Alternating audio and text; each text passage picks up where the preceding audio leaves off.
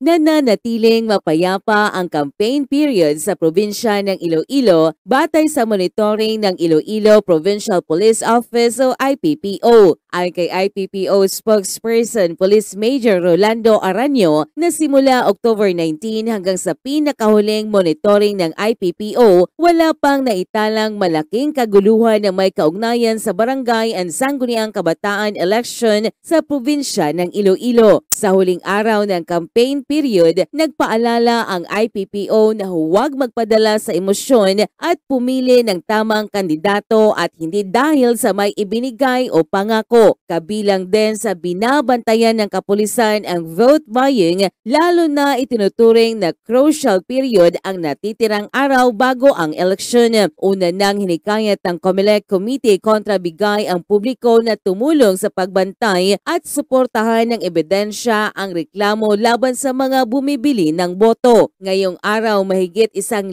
na PNP augmentation team ang inilatag ng IPPO sa ilang bayan sa probinsya ng Iloilo para magbantay sa darating na halalan. Ito si Jennifer Cariquitan para sa Radyo Alternatibo Balita Nationwide.